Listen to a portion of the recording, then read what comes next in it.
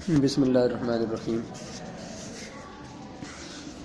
اصول فقہ کا ارتقاء صحابہ کے زمانے میں اور اس کے بعد تابعین کے زمانے میں کس طرح سے اصول فقہ کو مدون کیا گیا اور یہ اصول کس طرح سے بنائے گئے۔ کہتے ہیں کہ دور صحابہ کے اختتام پر اور تابعین کے دور کے آغاز تک اسلامی سلطنت کی حدود پہلے کی نسبت کہیں زیادہ وسیع ہو چکی تھیں۔ اب اسلام عرب سے نکل کر تو باہر ایران میں اور روم میں جو جہاں پہ عیسائی بستے تھے، مجوسی جہاں پہ تھے، تو ایسے ممالک تک پہنچ چکا تھا جو لوگ عربی زبان کو نہیں جانتے تھے۔ تو ایسے عظیم شہر اس کا حصہ بن چکے تھے جن کی زبان اور ثقافت ملک عرب کی زبان اور ثقافت سے بالکل مختلف تھی۔ ان کی زبانیں اپنی تھیں، ان کے تہذیب، تمدن، رواج ان کے اپنے اپنے تھے۔ عرب و عجم کے اس اختلاط معنی مل جانا، اس کے اختلاط کے سبب علماء وقت نے اس چیز کی اشد اس میں تفضیل کی جمع ہے، اس میں تفضیل ہے کہ بہت زیادہ ضرورت محسوس کی کہ احکام شرعیہ کے استنباط کے لیے کچھ قوانین اور اصول ہونے چاہیے۔ قرآن و حدیث سے مسائل نکالنے کے لیے کچھ قوانین اور اصول ہونے چاہیے تاکہ استدلال کے دوران ان سے استفادہ کیا جا سکے۔ استدلال مطلب دلیل بنانا۔ قرآن سے کوئی مسئلہ نکالتے ہوئے یا حدیث سے کوئی مسئلہ اخذ کرتے ہوئے تو جو قرآن کی آیت کو یا حدیث کو ہم دلیل بنائیں گے تو اس کو دلیل سے مسئلہ اخذ کرنے کے لیے ہمارے پاس کچھ قواعد ہونے چاہیے، قوانین ہونے چاہیے، جن قوانین کے ذریعے ہم قرآن و حدیث سے مسائل اخذ کریں۔ لہٰذا اس چیز کی ترویج کے لیے، ترویج مطلب رائج کرنا، اس کو عام کرنا، قواعد کو بنانا، اس کے لیے مختلف مدارس فقہ قائم کیے گئے۔ مدینہ طیبہ میں حضرت سعید بن مسیب رضی اللہ تعالیٰ عنہ کے زیر نگرانی ایک مدرسہ قائم ہوا جو نظریاتی طور پر اصحاب حدیث کے لقب سے مشہور تھا۔ سعید بن مسیب یہ تابعی ہیں اور یہ بہت سی احادیث ان سے مروی ہیں، تو ان کی نگرانی میں ایک مدرسہ قائم ہوا، یعنی جو نظریاتی طور پر جو اصحاب حدیث کے لقب سے مشہور تھے، یہ محدثین کہلاتے تھے، حدیث والے لوگ۔ عراق میں حضرت علقمہ اور ابراہیم نخعی نے مدارس قائم کیے۔ یہاں جب مدارس کا لفظ بولا جائے تو ضروری نہیں کہ مدارس الگ انہوں نے کوئی عمارتیں اس کے لیے بنائیں، مسجدوں میں وہ پڑھاتے تھے، بڑے بڑے محدثین وہاں پہ حدیث کے لیے بیٹھتے اور لوگ ان سے آ کے علم حاصل کرتے۔ تو عراق میں حضرت علقمہ اور ابراہیم نخعی، یہ جو ابراہیم نخعی ہیں یہ امام ابو حنیفہ کے استاد، امام حماد کے استاد ہیں، اور ان کے استاد حضرت علقمہ ہیں، ان کے استاد عبداللہ بن مسعود ہیں۔ تو انہوں نے مدارس قائم کیے، وہ اہل الرائے کے نام سے مشہور ہوئے۔ یہ جو محدثین ہیں جو فقہ احناف کے علاوہ، وہ حنفیوں کو اہل الرائے کہتے ہیں، یہ اپنی رائے کو زیادہ دخل دیتے ہیں، حالانکہ امام ابو حنیفہ کے استاد ہیں امام حماد، اور ان کے استاد ابراہیم نخعی ہیں، اور ان کے استاد امام علقمہ ہیں، اور ان کے استاد عبداللہ بن مسعود ہیں۔ تو یہ جو صحابہ کرام سے سلسلہ جو چلا تو یہ حدیث کی پیروی کرتے تھے، لیکن امام ابو حنیفہ کیونکہ قیاس میں مشہور تھے، اور امام ترمذی اور دوسرے محدثین جب حدیث کی اپنی کتابوں میں جب ان کا ذکر کرتے ہیں تو امام ابو حنیفہ کو اہل رائے کہتے ہیں یا اہل کوفہ ان کو کہہ دیتے ہیں۔ تو اگرچہ کچھ لوگوں نے تو اس لیے ان کو اہل رائے کہا یا اہل کوفہ کہا کہ ان کے ساتھ ذرا وہ ہوتا ہے ہم زمان ہونے کی وجہ سے، وہ مخالفت کی وجہ سے کچھ نے کہا، لیکن ان کے قیاس کی وجہ سے بھی ان کو اہل الرائے کہا جاتا تھا۔ ان میں سے تو وہ حضرت سعید بن مسیب جو تھے وہ کیا کہلائے اہل حدیث، اور یہ کہلائے اہل الرائے۔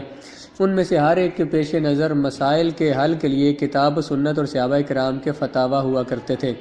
یعنی کہ انہوں نے مسئلہ کے حل، کسی بھی مسئلہ کی دلیل لینے کے لیے، مسئلہ حل کرنے کے لیے وہ قرآن سے، سنت سے اور صحابہ کرام کے فتاوی سے مسائل لیا کرتے تھے، اور نص کی عدم موجودگی میں ان میں سے بعض مصلحت کا راستہ اپناتے تھے۔ اگر کسی مسئلے پر ان کے پاس قرآن سے انہیں کوئی دلیل نہ ملتی، حدیث سے نہ ملتی، صحابہ کا عمل نہ ملتا، تو پھر وہ دیکھتے کہ امت کی سہولت کس میں ہے، آسانی کس میں ہے، تو مصلحت کو دیکھتے اور اس کے مطابق فیصلہ کرتے۔ جبکہ بعض قیاس کے قائل تھے کہ جن مسائل کے بارے میں وضاحت قرآن و حدیث میں واضح طور پر نہیں ملتی، اب ان کو کسی ایسے مسئلے پر قیاس کیا جائے جس مسئلے کی حدیث نص جو ہے وہ قرآن و حدیث میں موجود ہے۔ جیسے اس دن میں نے شراب کی مثال دی تھی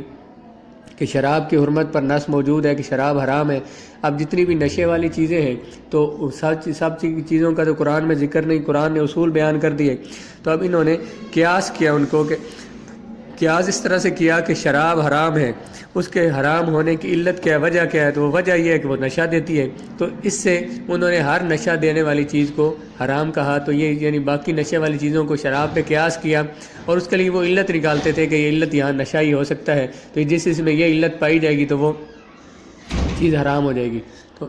جب انہیں بعض قیاس کا راستہ اپناتے تھے، انہی بنیادوں پر وہ پیش آنے والے تمام مسائل حل کرنے کی کوشش کیا کرتے تھے۔ بنیاد کیا بنی؟ کتاب، سنت اور صحابہ کرام کے اقوال، اور اس کے بعد قیاس یا مصلحت۔ چنانچہ ان مدارس کے نظریات مختلف ہونے کی بنا پر کئی مسائل میں ان کے درمیان اختلاف بھی رونما ہوا، جن سے فائدہ اٹھاتے ہوئے کئی ایسے افراد نے بھی اجتہاد اور مجتہد ہونے کا دعویٰ کیا کہ ہم قرآن و حدیث سے مسائل مستنبط کرتے ہیں، جو اس صلاحیت سے بالکل عاری تھے، جنہیں یہ صلاحیت نہیں تھی لیکن انہوں نے مجتہد ہونے کا دعویٰ کر دیا۔ اس لیے ایسے لوگوں کا سد باب کرنے کے لیے، سد کہتے ہیں بند کرنا، باب کا مطلب دروازہ، سد باب ان کا دروازہ بند کرنے کے لیے فقہائے وقت نے فقیہ کی جمع فقہا، وقت کے فقہاء نے اجتہاد اور مجتہد کے قواعد اور شرائط کی اشد ضرورت محسوس کی کہ مجتہد کون ہو سکتا ہے، اس کے لیے کیا شرائط ہیں، پھر قرآن و حدیث سے مسائل نکالنے کے لیے کیا شرائط ہیں، پھر ان قوانین کی تدوین کا عزم مصمم کر لیا، ان قواعد کو لکھنے کا اور انہیں الگ سے ان کے اوپر کتابیں لکھنے کا انہوں نے ارادہ کیا۔ لہٰذا یہی کام، یہی امر یعنی یہی معاملہ علم اصول فقہ کے ظاہر ہونے اور اس کی تدوین کا حقیقی سبب بن گیا کہ قرآن و حدیث سے مسائل نکالنے ہیں، سنت سے، صحابہ کرام کے اقوال سے، تو اس کے لیے کوئی ایسے قوانین ہونے چاہیے جن قوانین کے ذریعے مسئلے مستنبط کیے جائیں گے۔ ہر بندہ کہے کہ میں قرآن سے مسئلہ نکال لوں گا تو اسے اس بات کی سمجھ ہی نہیں آئے گی، اور وہ قرآن کو سمجھ ہی نہیں سکے گا، تو اس سے مسئلہ کیسے اخذ کرنا ہے، تو وہ غلط طریقے سے مسائل کو اخذ کرے گا۔ تو جو قوانین کی روشنی میں، اور یہ جو جتنے بھی قوانین ہیں، شروع میں ہم نے پڑھا تھا کہ اصول فقہ کیا ہے، دلیلیں اور احکام، تو دلیلیں قرآن و حدیث ہیں، تو یہ سب قرآن سے ہی انہوں نے، لیکن یہ ہے کہ قرآن مجید میں اللہ نے فرمایا ہے کہ قرآن مجید میں غور و فکر کرو، تو جو غور و فکر جنہوں نے کیا تو اللہ تعالیٰ نے انہیں اتنی سمجھ عطا فرما دی کہ انہوں نے ایسے قوانین بنا دیے جن کے ذریعے مسائل مستنبط کیے جاتے تھے۔ آگے ہم ایک ایک چیز کو پڑھیں گے، اس میں ایسے ایسے